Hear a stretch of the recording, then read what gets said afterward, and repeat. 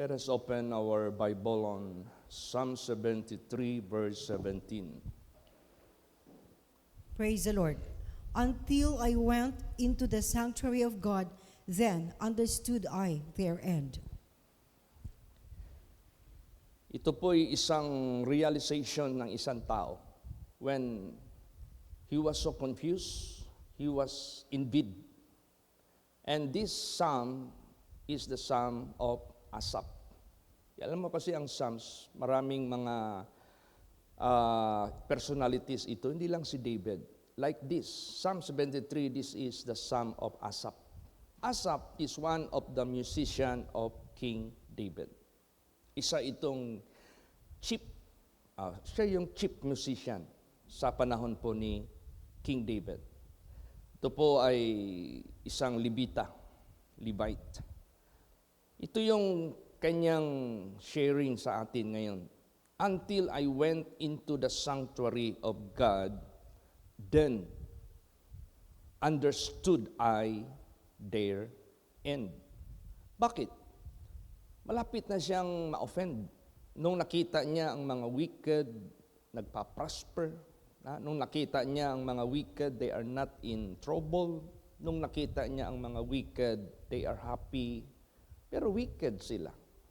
Gumagawa sila ng mali, gumagawa sila ng masama sa mga tao. Tulad itong nangyari kay Brother Tony Martin. Alam niyo ba ano ang cause ng kanyang sakit? Sa kasing-kasing o sa puso, kaya na-bypass operate. Dahil sa kanyang dinibdib na masakit na pangyayari sa kanyang buhay. Ano yun? Gishare niya yan nung nasa ICU pa siya. Nung naprihan ko siya, first time, nagsalita siya. Taka ngayong asawa niya, na-recall na niya. He could be able to identify the member of his families. Unlike before, nag-iba-iba na yung kanyang statement, di natukma. So after the power of God touched his sickness, nag-share siya na lumabas sa kanyang bibig na ninakawan siya. Somebody stole o nag-steal sa kanya. Nag-share sa akin yung asawa para i-detalye ano yung ninakawan. Ay grabe, ang sakit ng kanyang loob. 2 years of duration, dala-dala niya yun bago siya na-atake sa puso. Ito palang mag-isip ka ng problema, dinidibdib mo, malaking tendency pala yan, magsakit ka, lalo't na yung puso mo.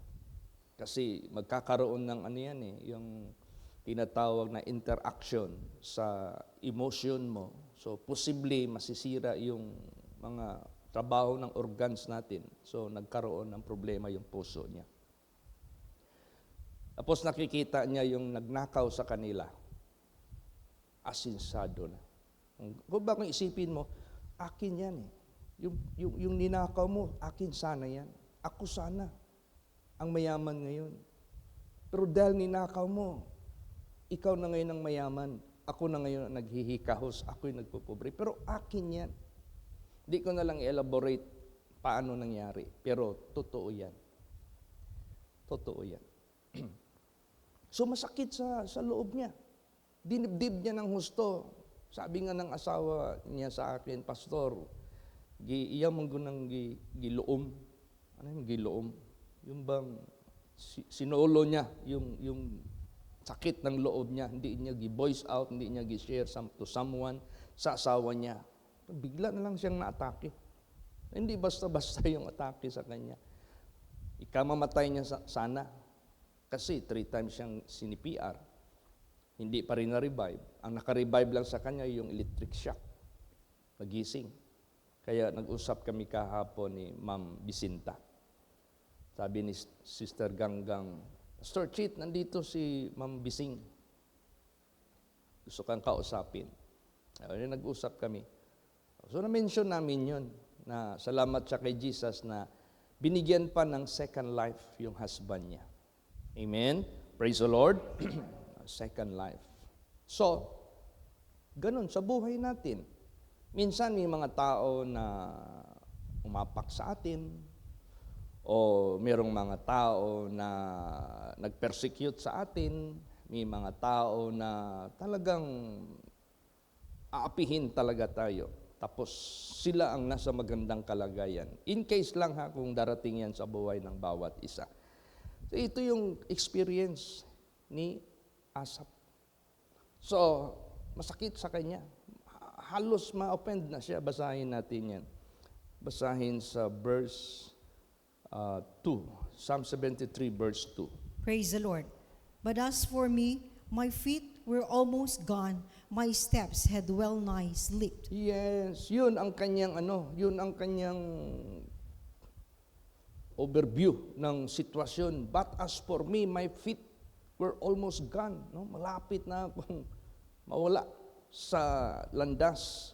My steps had well nigh slipped. Malapit na talaga akong madulas sa ikatutumba ko. Malapit na akong ma-stumble, malapit na akong mawala. Eh, samantalang itong taong ito, active ito, chief musician, hindi yan basta-basta. Kung sa church pa yan, director or directress sa music. Pero meron siyang sariling experience kasi bawat tao may kanya-kanyang experience. Sinishare niya lang yung experience niya. So, ano ba talaga actually ang dumapo sa kanyang isip, sa kanyang damdamin? Bakit napakasakit para sa kanya? Basahin natin. Verse 3 hanggang 5. Praise the Lord. For I was envious at the foolish when I saw the prosperity of the wicked. For there are no bands in their death, but their strength is firm. They are not in trouble as other men, neither are they plagued like other men. Yan. Posible ito yung naramdaman ni Mr. Martin. Na nung nakita niya yung nagnakaw sa kanya, sabi sa akin ng asawa, Pastor, yaman na ng tao na nagnakaw sa amin. Bakit? Dami ng wing band. Alam mo, wing band, millions yan. Dami ng ari-arian. Sa amin sana yun, kung tutuusin. So, ito si Mr. Martin, kaya nagkasakit sa puso. He was envious. Nainggit siya. Pero yung inggit niya, mas masakit. Kasi yung kayamanan na nakikita niya sa kanyang kapitbahay lang, kanya yun. And it was stolen, tapos nakita niya yung pagyaman. Ano talaga siya? Nasaktan talaga siya. I was envious at the foolish when I saw the prosperity of the wicked. So, masasawag mo na yung wicked kasi nagnakaw nga sa iyo eh. There is no bonds in their death, but their strength is firm. Ay, lalo silang tumitibay. They are not in trouble as other men. Neither are they plagued like other men. Hayahay kay sila. Napakaganda ng kanilang sitwasyon. Kaya, minsan, meron pang mga statement yung mga masasamang tao, mga wicked, wala talagang takot sa Diyos. Pwede nilang sabihin na, ba't malalaman ba ito ng Diyos? May knowledge ba ang Diyos sa lahat ng aming ginagawa na pagnanakaw o kasamaan? Yun ang kanilang yung bang grabe talaga ang kanilang stand. Para sa iyo, parang nakakagalit. Para sa iyo, parang nai-ignite ka. Pero, tingnan mo anong sabi nila. Basahin natin. Mga wicked. Psalm 73:11. Praise the Lord. And they say, how doth God know? And is there knowledge in the Most High? Yes, wala silang pagkilala sa Diyos na gagawa ng something sa kanila in result or consequence sa kanilang kasamaan. Wala kumbaga pa manhid. Alam mo yung manhid? Alam mo, ang tao pag in-injection na ng anesthesia, manhid na yan. Kahit biakin mo pa yun, lalo yung general anesthesia, kahit biakin pa yung katawan mo, wala ka talaga maramdaman yan. General anesthesia, alam mo general anesthesia, yung tao na ipatalikod tapos ipabend yung katawan, tapos makita yung bone dito sa spinal mo. Doon yan pinutusok yung malaking dagom na puno ng anesthesia. Yung vein na pinaka-major sa katawan ng tao, doon ipasak para doon yung anesthesia na chemical. Manhid. Yun ang nakita niya, manhid ang mga taong ito. Hindi na kumikilala sa Diyos. Wala nang hindi na kinikilala ang Diyos. So para sa kanya, napakasakit. So no wonder si Mr. Martin nagkasakit dahil it's too painful for him ang nangyari sa buhay niya. Tulad ng aking lolo. Di ko naman siya biological lolo. Naging lolo ko siya dahil ninong siya ng tatay at nanay ko sa kasal. Si Lolo Bert Castro. Yan yung father ni Tita Blessy. Yung piniprehan natin lagi sa kanyang cancer. Alam mo yung anak niya na babae? Maestra yan sa dyan sa Bangkal. Special school ng mga bata. At naging maestra ng aking asawa during her studies. Yan si Ma'am Castro. Naging teacher ko yan. Yun. Alam mo anong nangyari? Kasi itong kanyang husband, pastor. Hindi ko lang sabihin ng pangalan para ano. At anong simbahan. Pastor, ako pa ang naging ring bearer nila sa simbahan nila mismo. Nung maliit pa ako pa yung ring bearer nila. Itong pastor na ito, nakakita ng babae na mayaman sa church nila. Nagkaroon sila ngayon ng sikretong relationship. So, sabi ng, according sa babaeng mayaman, paano yan, pastor? May husband ako, ikaw may asawa ka. Maganda sana kung tayo na lang. Sabi naman ng babae na mayaman, sige, ganito na lang, agree tayo. Unahin ko, ganunin yung husband ko. Pagkatapos, ikaw na naman, para tuloy-tuloy na tayo. Grabe talagang evil na kanilang plano. So, in short, namatay yung husband ng babae. At slowly ba, yung killing me softly? Oo, dahan-dahan. Yung pala, nag-prepare yung asawa ng pagkain. May mga bubog doon na hindi halata. Pinakain. Nagasgas yung tinay hanggang nabutas, namatay. Sabi ng babae, ikaw naman. Alam mo anong nangyari? Sa bahay nila dyan sa Bangkal, sa Flores Village, pinasok sila kunwari ng bandido. Alam mo, napakasakit. Yung husband tsaka yung mga anak, kasi hinawakan yung asawa girip, tapos sinaksak dito sa dibdib. Tapos yung husband at saka yung nagtago sa CR, ikaw, ang isip mo, asawa mo yan, ni-rape, bakit hindi ka maglabas para magpakamatay ka para proteksyonan mo yung asawa mo kung mahal mo? Hindi, pinabayaan. Hanggang, yun na ang kaso. Hanggang nakaso yan. Yung papa, ang sakit. Alam mo, nakaburol yung anak niya, yung knife hindi pinakuha, andoon pa nakaano pa. So napakasakit. Hanggang ikinamatay ni Lolo Berting ang kaso na yan na hindi man lang nalutas. Hindi nabigyan ng hustisya, ikinamatay na niya ang sakit sa puso. So, ganun. Hindi basta-basta itong sharing ni Asap. May mga relation ito sa problema ng tao. Praise the Lord. Magbibigay ito sa atin ng magandang aral. Kaya anong advice ko kay Brad Martin, Brad Tony, yung last kong visit, sabi ko, Brad Tony, ayaw na lang, una itong nahitabo sa imo. Let go na lang to. Move on na lang ta. napaipuli si Jesus sa imo, mas daghan pa. Kasi na-discern ko man sa kanya na maalaala niya pa. May mahirap yun. Pag alalaan mo, magsakit ka naman sa puso. Baka maubos yung ugat mo dyan sa kakapalit. So, masakit, sabi niya, when I thought to know this, yung nangyari sa kanya na problema, it was too painful for me. Pero, yung unang verse natin, nagkaroon ng bagong sitwasyon na kanyang nakita.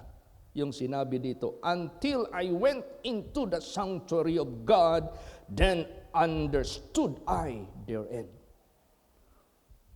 Binigyan siya ng Diyos ng wisdom, binigyan siya ng Diyos ng pananaw.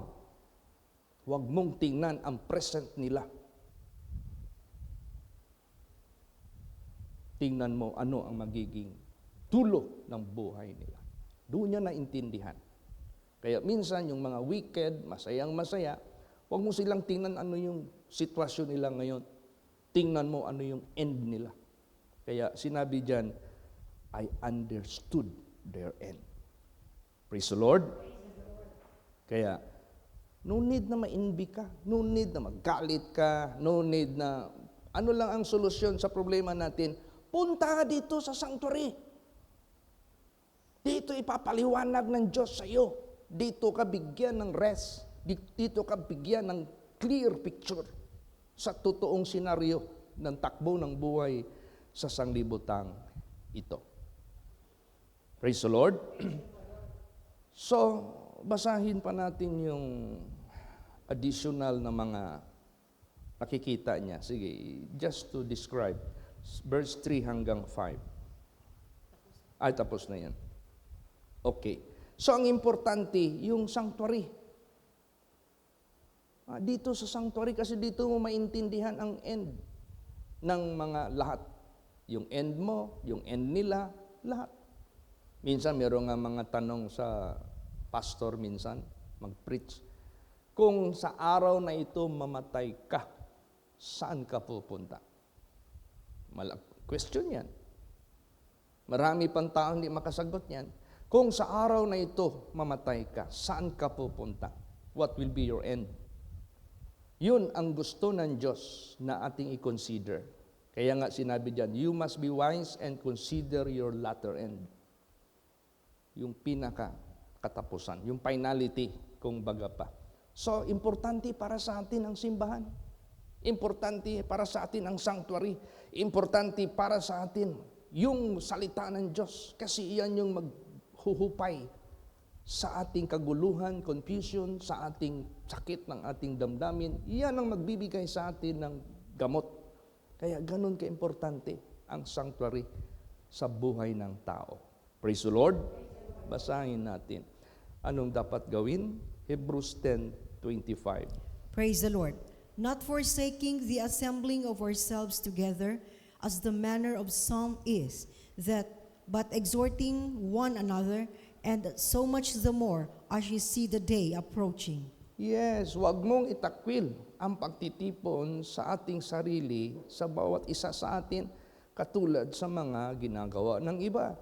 But exhorting one another, and so much the more as you see the day approaching. What is that day approaching? The end is approaching. The coming of Jesus is approaching. Death is approaching.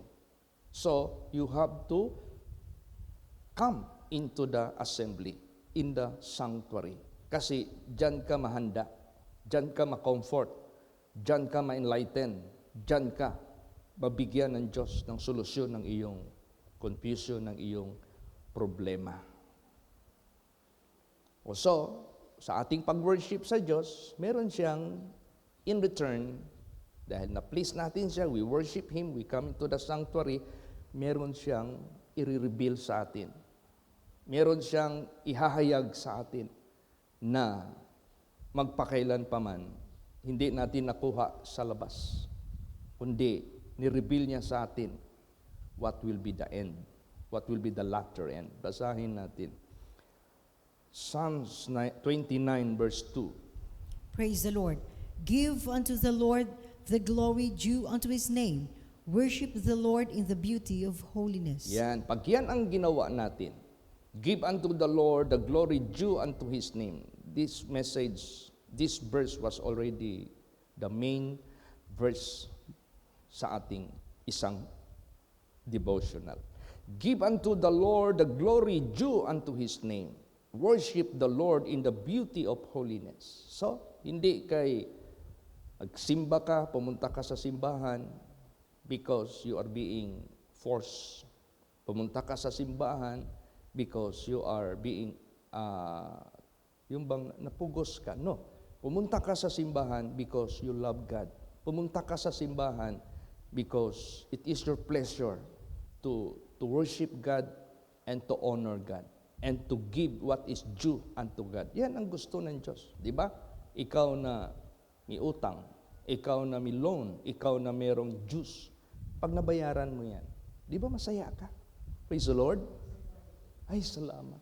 Nabayaran ko ang bill ng aking kuryente worth 10,000. Nabayaran ko ang tubig worth 3,000. Bakit masaya ka? Dahil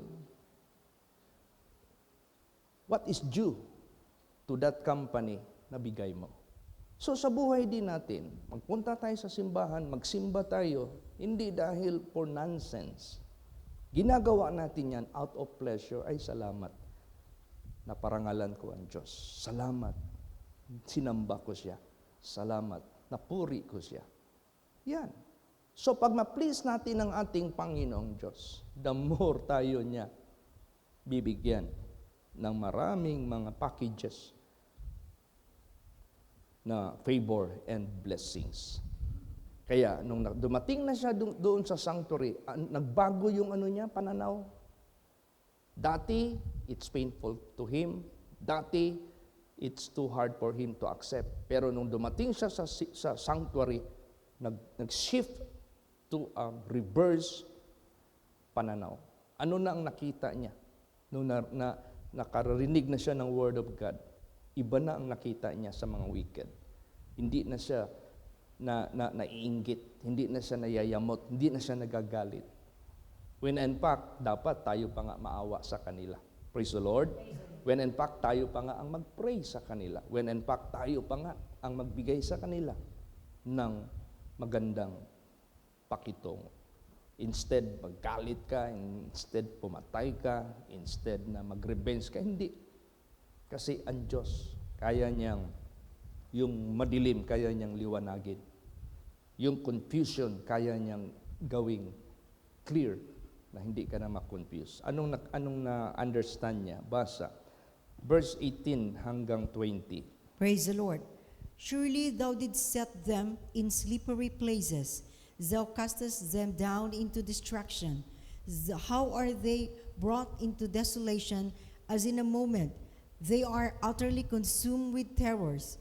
As a dream, when one awaketh, so, O Lord, when thou awakest, thou shalt despise their image. Ayan. Oh, di ba? Surely, thou didst set them in slippery places. Hindi ba kaya basta-basta yun? Ay, may kwento sa akin si Brad Samuel. Nasimplang sila sa motor with Sister Lenlen nung nagmamotor pa sila. Dahil nakasunod sila ng truck na merong dalang drum sa likod na umaapaw yung oil, nag-spill yung oil, nagkalat doon sa karsada. So lahat ng mga single motor na dumaan doon, simplang. Sinong magaling na lagyan ng langis yung karsada? Sinong magaling na expert na motorista, hindi ka masimplang? Kasi mag-skid ka talaga niyan. Oh, yan ang nakita na niya. Ganun pala ang mga wicked. Nasa slippery places sila. They will not remain standing. They cannot hold the upright position, but they will fall. Matutumba sila. Yan ang end ng wicked. Yan ang ipinakita ng Diyos. Kaya, no need to envy, but rather, pity them. Kawaan sila. Kailangan natin yan gawin.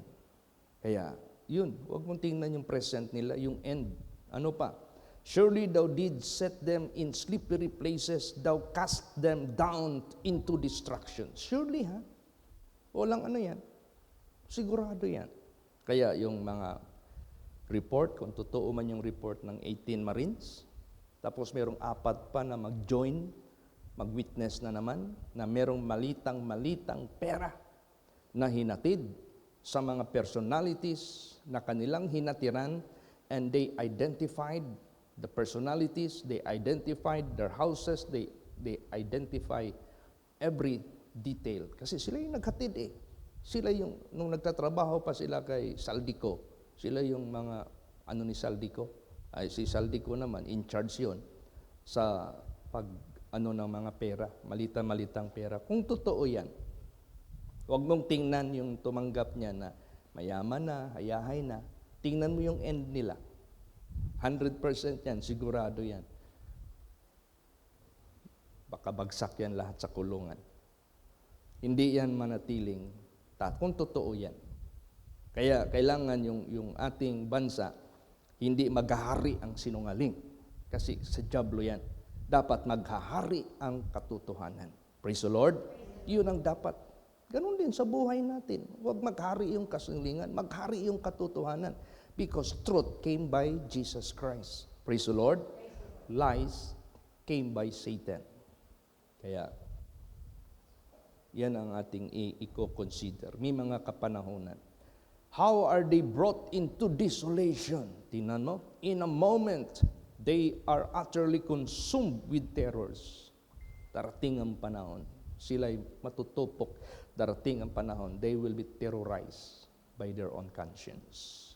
As a dream when one awaketh, so, O Lord, when thou awakest, thou shalt despise their image. Kaya sa buhay natin, kung gumawa man tayo ng mabuti, tuloy lang. Para maganda yung end natin.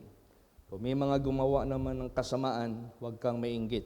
Kasi pag ituloy nila yan, meron din silang end na hindi maganda.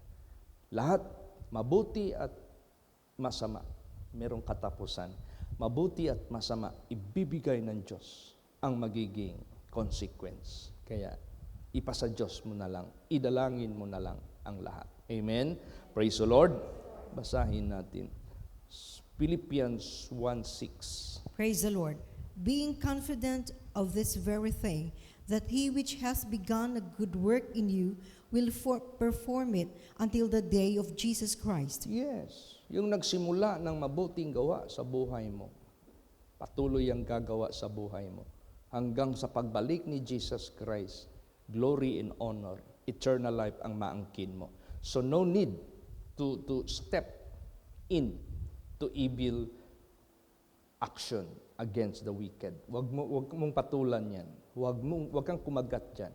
Don't render evil with evil. Be not overcome evil with good. Yan ang gusto ng Diyos. Be separate sa mga masasamang gawa. So, ang buhay natin, bago tayo dumating dito sa banal na dako, holy place, sanctuary, the house of God, the temple of God, where the Word of God is being preached through the guidance of the Holy Spirit, where the truth of God is being teach, no, na tinuturo yan. Ano ang ang naging karanasan natin sa buhay? Wala tayong kamuhang-muhang sa katotohanan. Kaya ito si Asaph, bago siya dumating sa sanctuary, how he described his own self. Ganun din, sa buhay natin, how do you describe yourself before you came into the sanctuary? Ako, I can describe myself. Who I was. Sino ako noon, bago dumating. Ito naman si Asaph, meron siyang description bago siya dumating sa sanctuary. Sino siya? Ano siya? Basahin natin. Verse 21 and 22. Praise the Lord. Thus my heart was grieved, and I was pricked in my reins. So foolish was I, and ignorant. I was as a beast before thee. Yan ang kanyang ma-describe before siya dumating sa simbahan. Before siya dumating sa Word of God, before siya dumating sa truth. Thus my heart was grieved. I was pricked in my reins. He is telling the past. So foolish was I. Ganon ako ka mangmang. And ignorant, I was as beast before thee. Pag sinabing beast, you are not human. Oh, so, wala. Kawawa ka. Yan yung kanyang description. Ganon din tayo sa buhay natin. Kung hindi tayo nakarating sa sanctuary ng Diyos, wala. Hanggang ngayon, biktima pa rin tayo ng kasunlingan ng masamang espiritu. So ano ngayon ang gusto ng Diyos sa buhay natin? Huwag ka nang umalis sa sanctuary. Tuloy-tuloy ka na. Praise the Lord. Pastor, ano ba talaga ang Sabat? Di ba mayroong religion ngayon sa mundo, lagi nilang tinataas yung Sabbath day. Tapos sila na ang tinaguri ang, ayon sa kanila, sila na lang ang maligtas. Kasi yun daw sumasamba ng linggo, sumasamba ng Friday, o sumasamba ng ibang araw. Hindi daw yun. Maimpyerno yun lahat. Yung labas sa kanilang simbahan, nakikita nila lahat maimpyerno. Ano ba talaga ang katotohanan?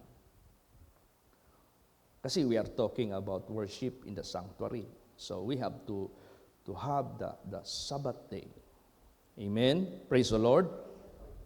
Sabbath, if you are going to interpret it in the Old Testament, that is rest. Rest yan. Kaya nga walang labor.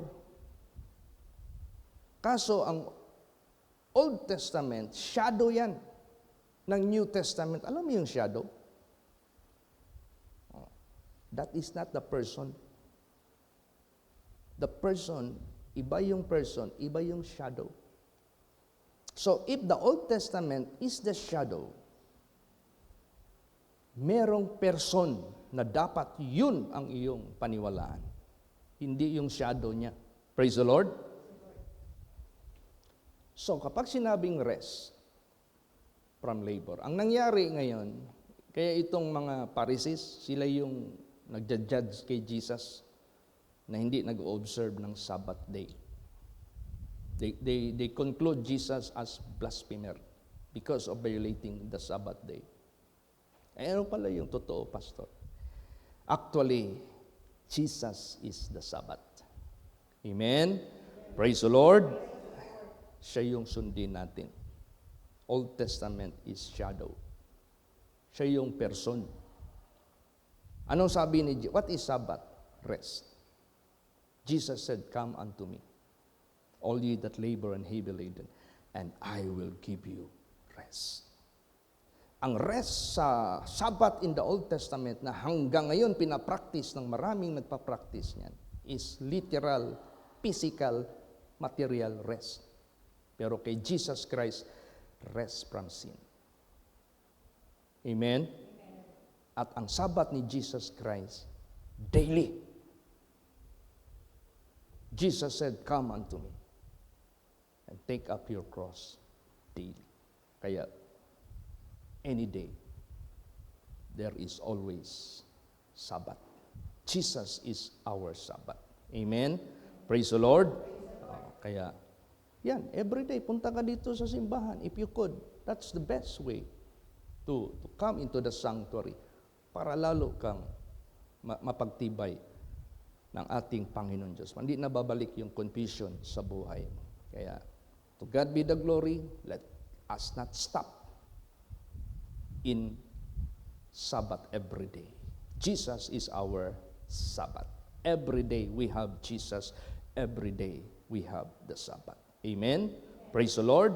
So, be refreshed by the truth of God, by the Word of God. Don't stop anymore. Huwag ka nang huminto dyan until the end. Kaya nga sabi ni David, "Surely goodness and mercy shall follow me all the days of my life, and I shall dwell in the house of the Lord forever." Kakambal na natin ito, ang sanctuary, hanggang sa wakas. Amen? Praise the Lord. Magsitayo po ang lahat. Let us all pray. Hallelujah. Magsidalangin po ang bawat isa.